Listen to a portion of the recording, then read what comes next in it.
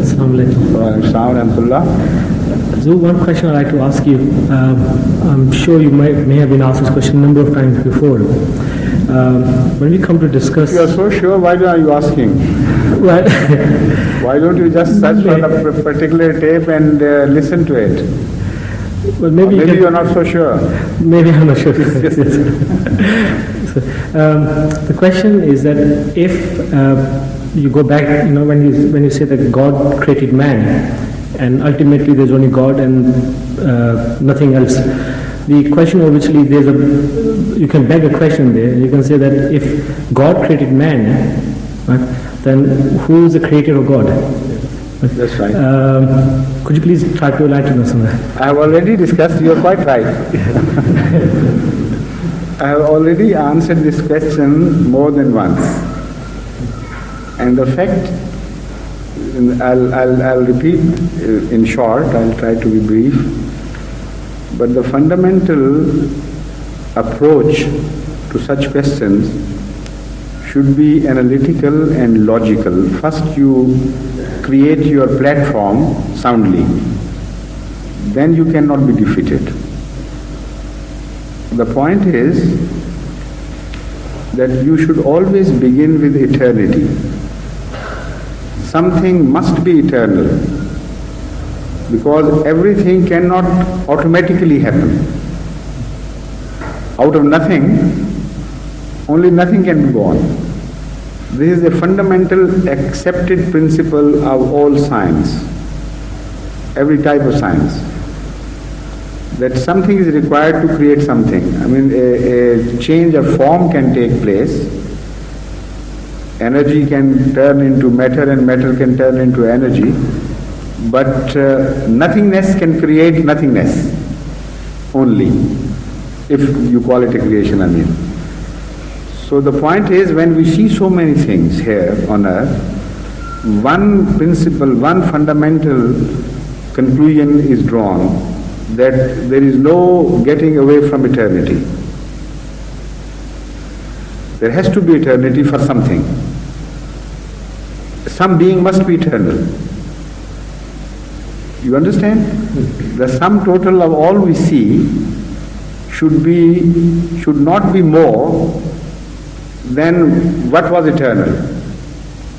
This is an equation which cannot be challenged by any sane man in the world. Now, having understood this, the question is whether the eternal being was a conscious being or an unconscious being. You follow the second step? There are both possibilities. Now, we know that consciousness is born out of physics and chemistry, while no chemical law and no physical law can create consciousness. They are unrelated phenomena.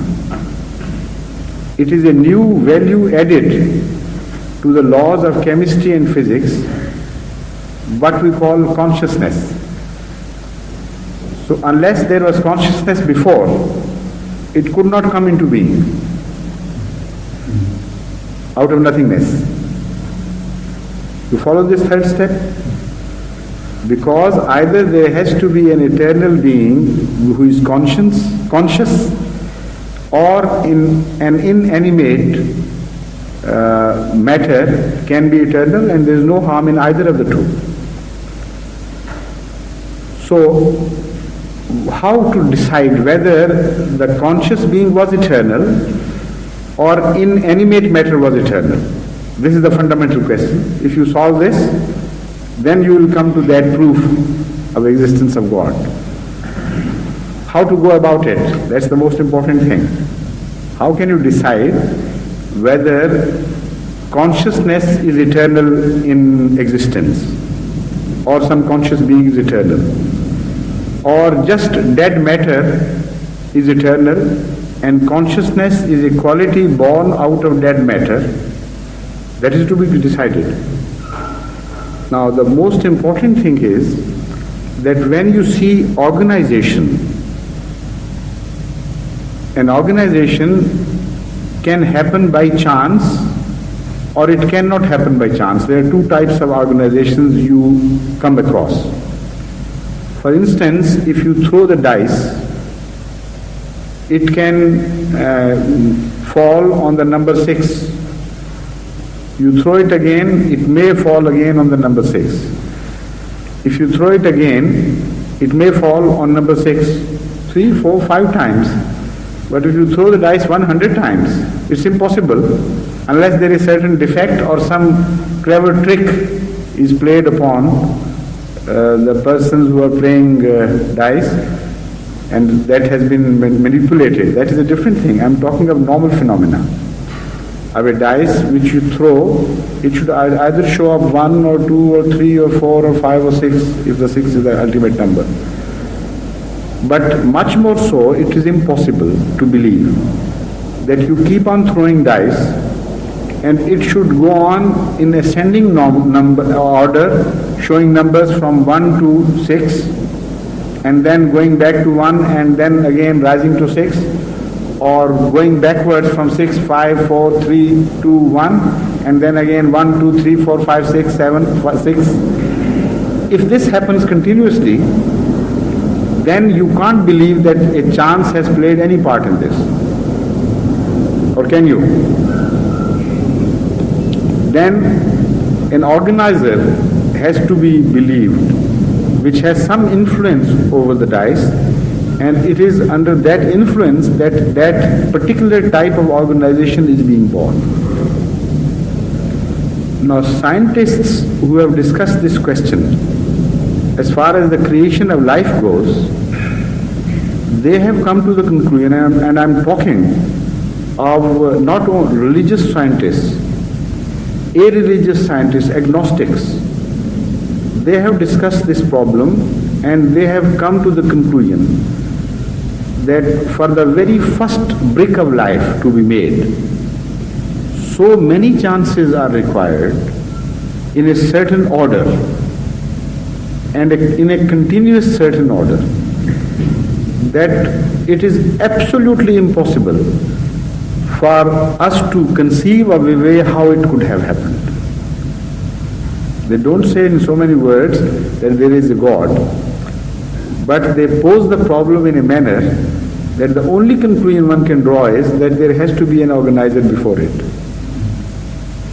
For instance, one of the scientists has calculated this, and he says that for the first step of life to be developed into one basic brick, which is called DNA by them, the chances required are so many that if I illustrate to you, I should illustrate it in the manner that you put some ABC alphabets on dices and throw the dices, and you expect them to fall in an order that a meaningful word is created, and another meaningful word is created, and another meaningful word is created, and there are vowels and consonants, and then verbs and verbs and infinitives and other things, nouns, etc. All in such an order that they make a meaningful sentence. So you throw the dices, a few dices again, and again, after a full stop, a new sentence is born. And then you throw them again and a new meaningful sentence is born. And you go on repeating until thousands and thousands of pages are created in this manner with complete punctuation and with subject so deep as if a team of scientists had worked their lifetime to create that book. If that can happen by chance, then he says it can happen by chance that the DNA could be created just by fumbling of nature. A Russian scientist, as I explained it many times before, who obviously was an atheist, he in 1967 perhaps, or 66, when a conference on the creation of life was held in Moscow, and that book is published, Origin of Life. I think it would be available here. You can read that paper in that book by a Russian scientist who says that it is all right to believe that over a very long period of 4 billion years and 4.5 billion years, life came to evolve slowly and gradually. It appears to be so simple a statement, and you may say that yes, it can happen. But if you look at how many steps are involved, how many chances are involved, I see that analogy in the concept, by illustrating to you a certain phenomena of nature. That scientist tells us, further explains it, that it is possible for any atom in any matter to suddenly leave the surface to which is a part and jump in a certain direction. And he tells that it's happening. Atoms and molecules are shooting out of their orbits or out of their fixed places, and they are jumping in many directions. And you don't know, because it's such a small, insignificant phenomena as compared to the total mass of things we see, that it's impossible for anybody to notice the slightest change in weight or anything happening. But it goes on. The scientists know it. So he says it is possible on the table on which I am writing this thesis. He says it is possible for an atom of that table or a molecule of that table to jump out to a height of 1 foot from the surface. So it is possible for the second one as well, and the third as well, and the fourth as well. And top to bottom, it is possible for them to take a jump for exactly 1 foot in a certain direction. Mathematically speaking, it is possible. But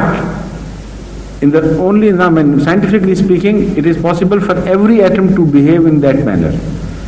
But mathematically speaking, it is impossible for all the atoms of the table to jump in one direction exactly to the same height simultaneously, with the result that suddenly the whole table is lifted 1 foot high.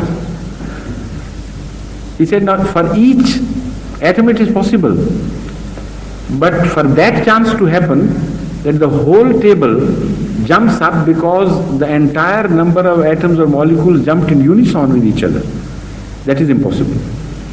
He says exactly this is the state of affairs with the origin of life as we see. After all that study that we made, we have come to the conclusion that the chances involved are so many just for the creation of life that we can't know how it can be explained away. So a conscious being is required before matter. It is not the law that for every being must be preceded by some other. That is not the law. The beings which cannot organize themselves, which cannot design, which are unconscious, if they are found in a position of organization, then a conscious organizer has to precede them. That is all. Just 2 steps are required. And a third scientist also refers to the same subject. About 2 years ago, a book was published in America, and it is quite a well-known book now, as I mentioned earlier, by Lyell and Singer. He has another illustration to explain this phenomena of chance. He says if you conceive the farthest away quasar of the universe, which is say about 4 billion years or some billion years, light years away from us, or maybe less, but I mean it's absolutely phenomenal that the distance. Suppose that quasar is that much away from us, which is the farthest end, or the farthest end of the universe. And it is so huge that the whole system of this the star system of our sun, that can be contained in that quasar. It's so big. And if it is possible for somebody to throw a dart in direction of that and try to hit the central atom of that quasar, I don't know the pronunciation of quasar, I think it's quasar, but Q-U-A, quasar, yes, Q-U-A-S-A-R. So he says if somebody attempts to hit the central atom of that quasar from Earth, and if it is possible for him to be given power enough so that the dart can travel in that direction, if it is possible for that dart to hit the central atom from here, then it is possible for the life to evolve of itself. Otherwise it's not possible. Now, those who know those distances, those phenomenal distances, how much light travels in 1 year, and how far away that star is from the earth, which is on the edge of the universe, and how it is impossible to hit an atom, even if it's close here. I mean, you can't hit the central atom of your own finger. It's impossible. So how it is possible to achieve that? According to that scientist, this is the possibility of the first brick of life, not the whole evolution. Just the first brick of life to be born out of chances. So the point is just simply this. If you see organization, and if you know that that organization could not have been born out of itself, then you must concede that there is an organizer preceding it. That is all. Suppose again, after 1 million years or so, if the mankind is totally destroyed,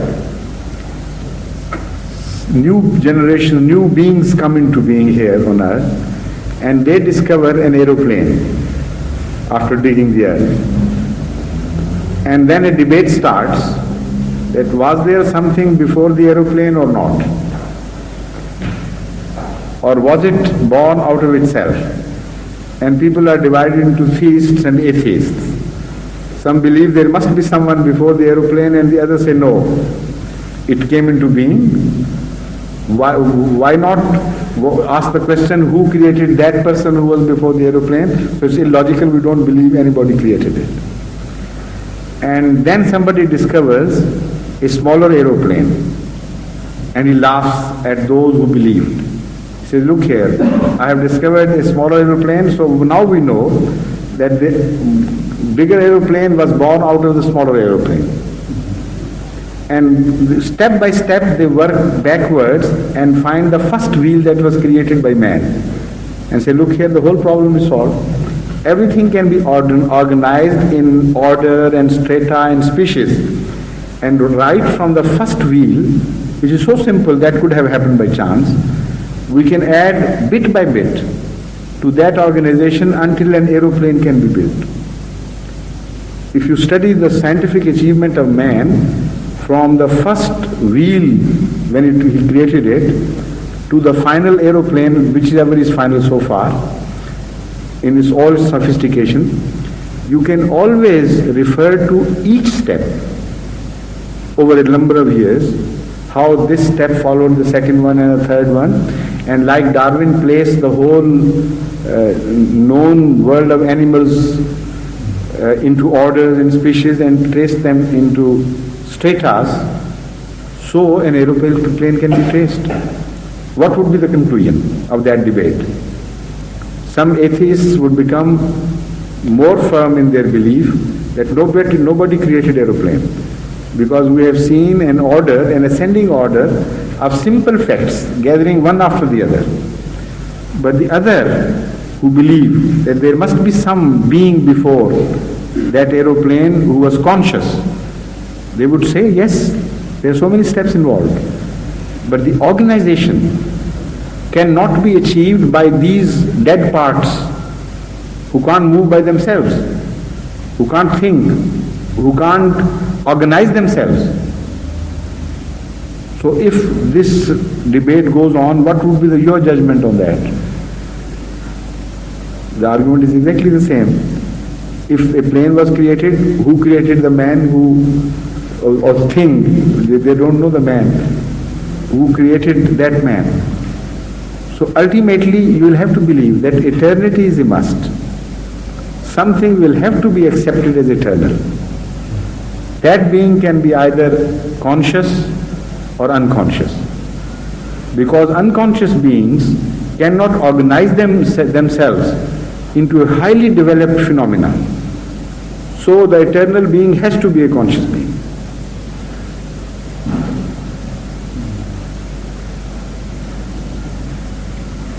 Yes, please, yes, I can see shadows coming on your face.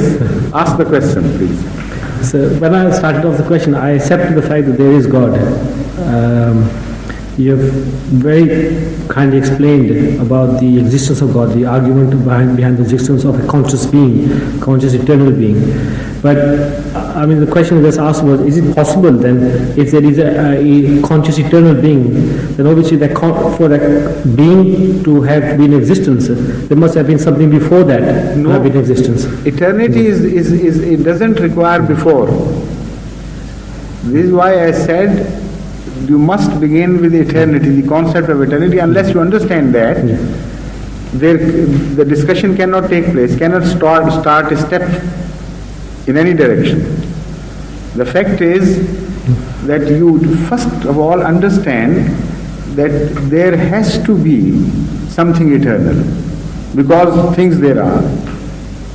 We see things, and because we know that out of nothingness, out of itself, nothing can be born. But Azur, if a conscious being can come out of nothing, then no, it didn't come. Eternity means it didn't come. No, but if something can become eternal, I mean, for something to become eternal. This is a ring. You understand? Now, you can't say where it started and where it ended. It is a continuous thread. So eternity is like that, like a circle, which is continuous. There is no start of eternity. Because wherever you make the start, it ceases to be eternity. Wherever you cut the eternity, the eternity, there will become two eternities, a sort of eternities would be born out of that. Fix any time, and the time after would be exactly equal to the time before. So the time before has no end, nor has the time after any end.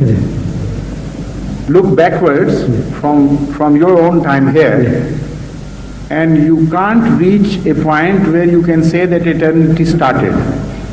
So the eternity means not coming into being. It has to be like that, otherwise you can't conceive of anything. Suppose, to make things better understood for those who do not believe, but who believe in realities, that is what they call realities, materialism, they have to accept that this matter is eternal. Haven't they? There is no way out. So eternity is not in question at all. If matter can be eternal, why a conscious being cannot be eternal? The same objection is raised against both equally. So both have to be nullified with each other. So we come back to the same, this is a philosophical question we have here. Yes. Is that if you can have eternity that has no ending and no beginning, right? In the same way, an ordered organization which exists, an organization which exists can also come into being and have come into being is not eternity. No, so what I'm trying to explain is that if you can have eternity which has no beginning or no ending. It is possible that organization can have no beginning. That is possible. I agree. Fully agree. it is possible that a highly organized thing, most complicated that you can conceive or even can't conceive, that is eternal. That is possible. But then there won't be any steps of creation. Eternity negates that. If every organization that you find has steps before it, that organization cannot be eternal. You follow that point? Organization can be eternal, of course. Why not?